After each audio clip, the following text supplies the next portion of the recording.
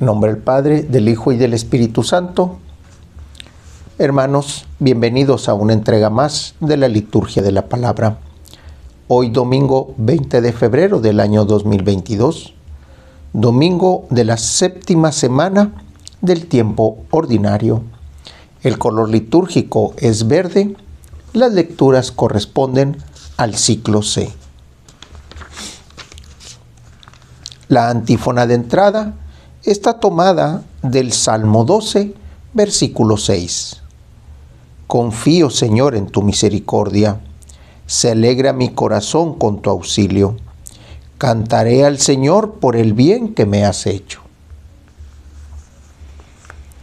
La primera lectura está tomada del primer libro de Samuel, capítulo 26, versículo 2, versículos del 7 al 9, versículos 12 y 13 y versículos 22 y 23.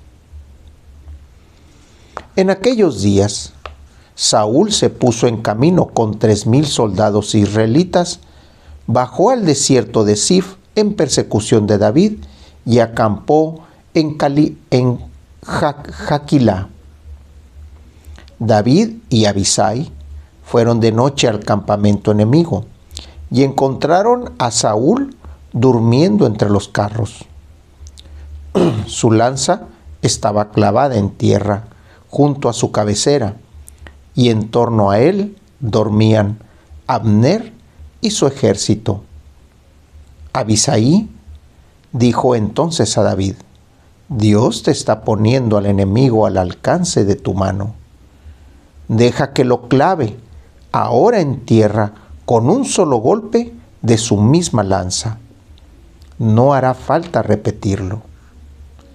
Pero David le replicó: No lo mates.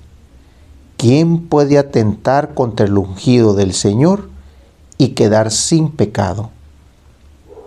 Entonces cogió David la lanza y el jarro de agua de la cabecera de Saúl y se marchó con Abisai. Nadie los vio, nadie se enteró y nadie despertó. Todos siguieron durmiendo porque el Señor les había enviado un sueño profundo. David cruzó de nuevo el valle y se detuvo en lo alto del monte, a gran distancia del campamento de Saúl. Desde ahí gritó: Rey Saúl, aquí está tu lanza, manda a alguno de tus criados a recogerla. El Señor le dará a cada uno según su justicia y su lealtad, pues Él te puso hoy en mis manos, pero yo no quise atentar contra el ungido del Señor. Palabra de Dios. Esta lectura del libro de Samuel, del primer libro de Samuel, que ya lo habíamos estado leyendo hace 2 semanas, narra otro evento, otro episodio de ese perseguir de Saúl hacia David. Saúl ya traía envenenado el corazón por aquel momento en el que David sale al encuentro del gran luchador y que lo vence con una honda. Desde ahí empiezan los cantos, empiezan las leyendas, diciendo que mientras que Saúl llevaba un montón de gente, David, con un solo elemento, daba muerte al filisteo. Desde allí empieza esa aventura para tratar de matar a David. Sin embargo, David le tiene el gran respeto al rey Saúl, pero no nada más por ser rey, sino por ser el ungido del Señor. En todo evento que tiene oportunidad David de hacerle algún mal o de hacerle daño o incluso de matar a Saúl, siempre él recuerda esas palabras. Él es el ungido del Señor. Yo no puedo atentar contra él. El Señor es quien lo ungió. El Señor es quien tiene que poner las cosas en orden. David simplemente huye, escapa. Y constantemente está en ese advertirle o observarle o hacerle ver que una y otra vez el Señor lo pone a su alcance, que el Señor se lo entrega a David, pero a David por respeto no le hace daño. Ese es el amor que tiene David hacia Saúl como rey, pero también reconoce en él al ungido del Señor. Es el respeto que le tiene al Señor de las cosas que el Señor ha hecho con sus elegidos. Saúl tuerce el camino, pero es el elegido. Hay que recordar que más adelante Salomón también tiene un problema similar, que también ya leímos esa lectura. Es el ungido del Señor, es el escogido, tuvo su desvío y también terminó en mal. De la segunda lectura tenemos de la primera carta de Pablo a los Corintios, capítulo 15, versículos 45 al 49.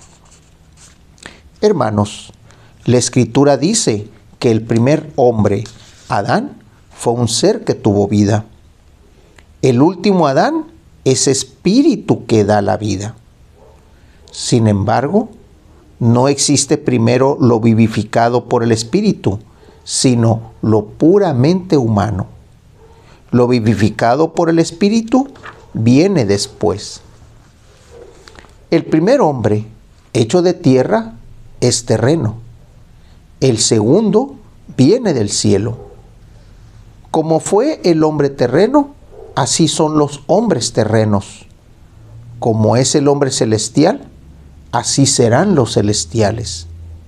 Y del mismo modo que fuimos semejantes al hombre terreno, seremos también semejantes al hombre celestial. Palabra de Dios. Estas frases que le escribe Pablo a los corintios, hay que recordar que era una comunidad que estaba constantemente asediada por los dioses paganos o por otros dioses que no fuera el Dios de Isaac o el Dios de Israel o el Dios de Jesucristo. Hay que ver que en este momento Pablo les hace ver a esa comunidad que así como hubo un hombre que se basaba en lo terreno, también hay un hombre que se basó en lo celestial. Sin embargo, ¿qué es lo que dice Pablo aquí? Pablo habla de Adán, pero también hay que recordar que Adán, antes de tener su caída, se hablaba de tú con Dios. Experimentaba esa cercanía natural con Dios. Al momento en que comen del fruto, él y su pareja, y se descubren cómo es que son, esas distinciones que tienen, por eso se sintieron desnudos y se taparon, esa distinción que tuvieron y ese temor que tuvieron, el reconocer el error, los convierte en esos elementos del cual fueron desterrados. Sin embargo, eran hombres, era el hombre que podía hablar con Dios de cara a cara. Después de eso y después de que son expulsados, pasan a ser hombres de la tierra, hombres terrenos. Sin embargo, Jesús, dentro de su constitución humana, también es un hombre. Es un hombre engendrado de María. Y María fue a su vez engendrada, según la tradición, de Joaquín y de Isabel. De Joaquín y de Ana. Hombres que fueron terrenos también en su momento. Y lo terreno genera lo terreno. Sin embargo, sabemos que venimos con el soplo de Dios porque venimos con la vida y con el Espíritu. Cuando Pablo se refiere aquí a ese hombre celestial, a ese hombre que viene del cielo, obviamente habla de Jesús. Habla de su consistencia espiritual esencial del Hijo de Dios. Habla de ese poder que tiene Jesús, de poder hablar de tú con el Padre. Hay que recordar también que Adán tenía ese poder. Era un poder natural, porque no había pecado en ese momento. Jesús, en su consistencia celestial, no tiene pecado, porque sus ojos siempre están puestos en Dios. ¿Qué es lo que nos dice aquí? Si ustedes son terrenos ahorita y empiezan a ser como Jesús, van a pasar de ser hombres terrenos a hombres celestiales. Jesús, celestial, de una constitución terrena, o sea, de una constitución humana, tiene sus ojos puestos en Dios, en la palabra que Dios le da y que Él transmite. Cuando uno como seguidor de Jesús empieza a hacer la misma acción que Jesús, de poner los ojos en Dios y empezar a transmitir la palabra que viene de Dios, empezamos a convertirnos en profetas, entonces empezamos a ser hombres celestiales. Pablo invita a la comunidad a ser hombres celestiales. Lo mismo dice, que fuimos semejantes al hombre terreno, seremos también semejantes al hombre celestial. Imitemos a Jesús, pero para imitarlo hay que conocerlo, hay que estudiar el Evangelio, hay que empaparnos de las actitudes de Jesús para poder llegar a ser como Él. Del Evangelio tenemos al evangelista Lucas, capítulo 6, versículos del 27 al 38. En aquel tiempo Jesús dijo a sus discípulos: amen a sus enemigos, hagan el bien a los que los aborrecen, bendigan a quienes los maldicen y oren por quienes los difamen. Al que te golpee en una mejilla, préstale la otra. Al que te quite el manto, déjalo llevarse también la túnica. Al que te pida, dale. Y al que se lleve lo tuyo, no se lo reclames. Traten a los demás como quieran que los traten a ustedes. Porque si aman solo a los que aman, ¿qué hacen de extraordinarios? También los pecadores aman a los que aman. Si hacen el bien solo a quienes les hacen el bien, ¿qué tiene de extraordinario? Lo mismo hacen los pecadores. Si prestan solamente cuando esperan cobrar, ¿qué hacen de extraordinario? También los pecadores prestan a otros pecadores con la intención de cobrarles después. Ustedes, en cambio, amen a sus enemigos, hagan el bien y presten sin esperar recompensa.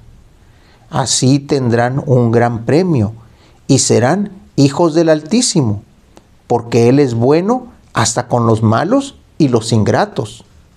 Sean misericordiosos como su Padre es misericordioso. No juzguen y no serán juzgados. No condenen y no serán condenados.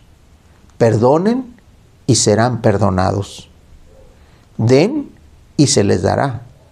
Recibirán una medida buena, bien sacudida, apretada y rebosante en los pliegues de su túnica, porque con la misma medida con que midan, serán medidos. Palabra del Señor. Lucas, en estos versos que nos pone aquí, habla de toda una catequesis, toda una enseñanza que va dirigida al amar y que procede del amor. Aquí había que ver algunos conceptos que en los tiempos romanos o en los tiempos de Jesús eran diferentes a los de hoy. Y yo creo que lo primero que podemos encontrar es la palabra enemigo. Enemigo en la actualidad es aquel que es nuestro contrario, aquel que no está de acuerdo con nosotros, aquel que nos hace la guerra, aquel que está en contra nuestra, aquel que trata de dañarnos. Sin embargo, el enemigo en los tiempos de Jesús era el no amigo, aquel desconocido, aquella persona que simplemente era uno más y que no había tenido coincidencia de conocerlo. El enemigo es el no amigo. ¿Cómo podemos traducirlo esto? Amen a los que no son sus amigos. No precisamente que están en contra de ustedes, porque una persona que no es su amigo no necesariamente está en contra de ustedes, simplemente no es su amigo. No lo conocen, nunca han intercambiado algo con él. Ni palabra, ni mirada, ni amistad, ni conocimiento, nada. Es un no amigo, uno más. Amen a cualquiera. Amen al que no han conocido. Hagan el bien a los que lo aborrecen, a los que los aborrecen. Ahí sí. Alguien que nos aborrece puede también ser un enemigo, o sea, alguien no amigo, porque a lo mejor esa persona nos aborrece no porque nos conozca, sino porque han oído algo de nosotros y esa persona que les dijo algo lo ha malinterpretado o ha malinformado. Entonces pasa a ser un enemigo, o sea, un no conocido. Amen a los que los aborrecen. Bendigan a quienes los maldicen y oren por quienes los difaman. Del difamar puede ser también en la primera acción de los que los aborrecen, porque aquel que habló mal de nosotros y se lo comenta a alguien que no es amigo nuestro y ese no amigo nuestro ya nos tiene aborrecidos, entonces hay que orar por quien les dio esa información errónea, por quienes nos difaman. Hay que orar prácticamente, hay que amar prácticamente a todos. Al que te golpee en una mejilla, préstale la otra. No se trata de andar prestando la cara para que nos golpeen, simplemente dejar que las cosas fluyan. Tampoco hay que ser dejados. Eso es parte también de la dignidad del humano. Por último, ¿qué es lo que dice? Traten a los demás como quieran que los traten a ustedes. Y aquí es donde se resume todo lo primero. Si yo voy a hablar mal del hermano y del no hermano, de aquel que conozco y también del que desconozco, pues entonces, ¿dónde está el tratar bien a los demás? Traten como quieren que ustedes los traten. Porque si aman solo a los que los aman, pues ¿qué hay de chiste? El chiste es amar a aquellos que no nos aman, porque están en una situación errónea, porque no conocen toda la verdad, o porque desconocen mucho, o porque creen conocer. Amen a los que no los aman. Si hacen el bien solo a los que les hacen el bien, ¿qué tienen de extraordinarios? Es toda una catequesis, es toda una enseñanza. Amar a aquellos que no nos aman. Hacer el bien a aquellos que desconocemos. Prestar no solamente con la espera de cobrar. El prestar, ¿a qué se refiere? No se refiere nada más a lo monetario, porque eso podríamos decirlo. Si alguien tiene lo monetario y le sobra, pues da de lo que le sobra. Pero ¿qué está también del prestar? ¿Qué pasa con el tiempo? ¿Qué pasa con la atención? Si yo te doy un tiempo, ¿voy a esperar cobrarme también el tiempo para que tú me lo dediques a mí? No, es parte del dar a los demás. Ese conocimiento, ese tiempo, esa misericordia, como lo está diciendo también aquí Jesús, esa misericordia, dárselos a los demás. Ustedes, en cambio, dicen al final, amen a sus enemigos, hagan el bien y presten sin esperar recompensa. Presten sin esperar. Si yo presto tiempo, no voy a esperar una recompensa. Si yo presto atención, no tengo que esperar una recompensa. Si yo doy de lo que tengo, no debo de esperar una recompensa. Lo doy porque el hermano lo necesita. Lo doy porque tengo para darlo. Lo doy porque me nace hacerlo. Y porque la otra persona, en un momento dado, me hace ver que lo necesita. ¿Cuál va a ser el premio? El premio no está aquí, el premio no está en la recompensa, el premio no está en lo que el hermano me vaya a dar. El premio va a estar en ser llamados hijos del Altísimo. Dios es bueno con los buenos y con los malos. Aquí el problema es que la naturaleza humana, el ser terreno, como dice Pablo a los Corintios, nos dice que a los malos no hay que prestarles bien. Nos dice que a los malos simplemente hay que despreciarlos. Podemos hacer toda una catequesis del bien y del mal, pero sin embargo aquí el Señor nos pide ser buenos también con los malos. El último, ¿qué es lo que nos dice? Si no juzgan, no serán juzgados. Si no condenan, no serán condenados. Y recibiremos una medida justa, apretada, rebosante, en el pliegue de nuestras túnicas. Ese será nuestro premio. Hermanos, hay mucho que hacer.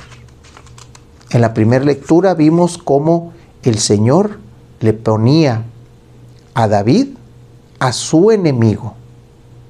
Y él reconocía en su enemigo la mano de Dios. No lo tocó, dejó que el Señor lo hiciera. En la segunda lectura vemos cómo el hombre terreno puede llegar a ser el hombre celestial.